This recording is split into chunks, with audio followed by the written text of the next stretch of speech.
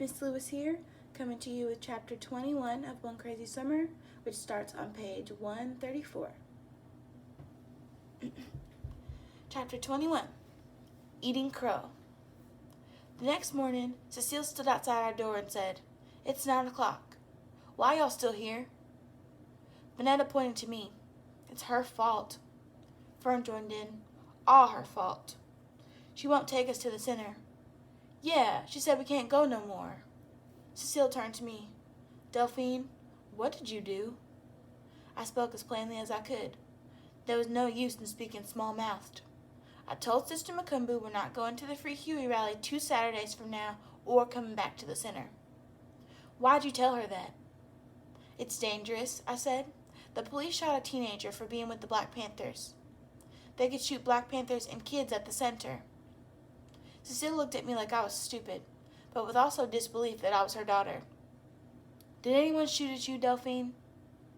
Her voice was calm and clear, not crazy. I felt stupid. "No." "Did they point a gun at you?" "No." "Did anyone put a gun in your hand?" "No." Cecile said, "Y'all get dressed and go. They might still be serving breakfast." I couldn't believe she'd make us go back to a place where we could get shot. But then I returned to my good common sense. Of course Cecile wouldn't care if we got shot up by the police. I told Cecile, "We'll go for breakfast, we'll go for summer school. We won't be going to no rally. That's just a pot of boiling trouble cooking. Y'all too. Get in there and brush your teeth. Wash your faces." Cecile crooked her head toward the bathroom. As soon as Vanetta and Fern got up and left the room, she stepped in closer to me. I was genuinely afraid.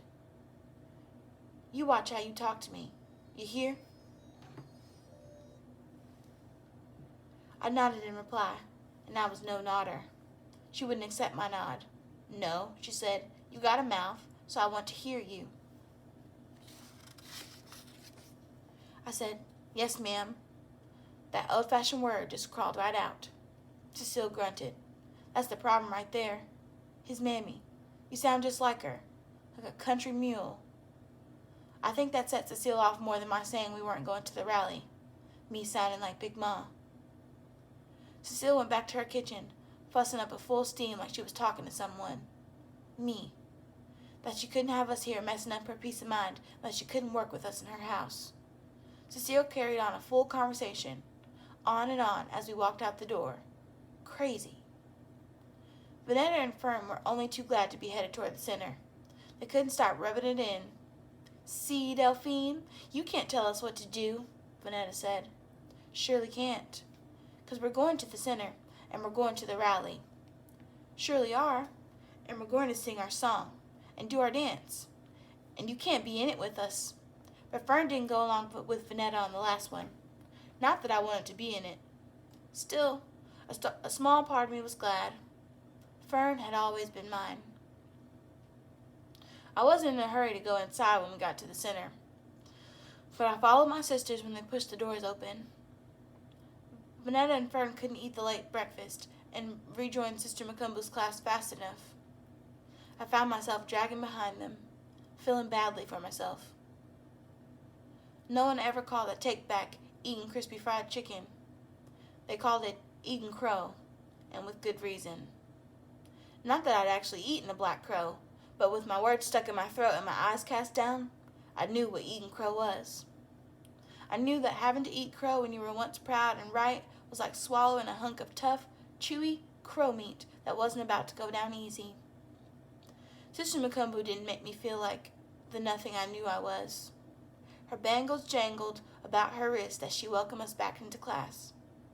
Everyone was practicing their parts in a play for the rally, and she said we had arrived just in time. They could use more actors for the class's reenactment of Harriet Tubman leading slaves to freedom. Vanetta was mad because Janice was to be Harriet Tubman.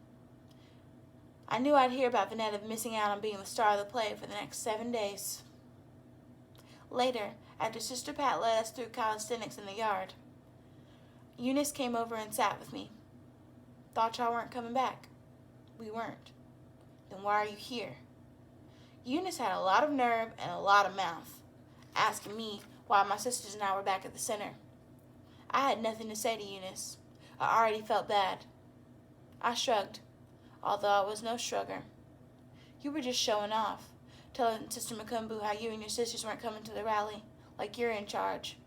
For your information, I am in charge of my sisters. Oh yeah? So why are you back then? The last thing I would do was tell Eunice Ankton that we were here because Cecile shooed us away to write her poems. 'Cause, I said. I couldn't figure out why Eunice sat there with me. It was bad enough to feel stupid. I didn't need anyone sitting with me reminding me of it. My sisters were having a good time, and Fern and the youngest Ankton girl, Beatrice, taught each other hand-clapping songs. Janice and Vanetta chased after Hirohito and his friends, but they were only after Hirohito. He'd zig left and right, escaping the girls each time they came within tagging distance. Finally, Janice managed to tag him and run. Vanetta was upset that she hadn't tagged him first, but that didn't stop her from cackling and squealing along with Janice. Janice and Vanetta were one and the same fool. Eunice beat me to making a sound of disgust. I said, I wouldn't hardly be chasing after no Hirohito Woods. Me neither, she agreed. I hated telling her that I was only going into the 6th grade when she was going into the 8th grade. At least I was an inch taller than she was. Hirohito, she said, was going into the 7th grade. I told Eunice her dress was nice. Then she showed me the inside stitching. Once I saw the crisscross of her mother's neat hand stitching, I decided I liked Eunice Ankton. She wasn't the big girl who thought her clothes were better than mine, or the girl who sided with Hirohito Woods and made me feel ignorant for not knowing he was half colored and half Japanese. We were 2 older sisters watching our younger sisters playing games and running around making fools of themselves. We were both the oldest girls in our families, and we knew the same things. All right, that chapter ends on page 139, which takes us into chapter 22.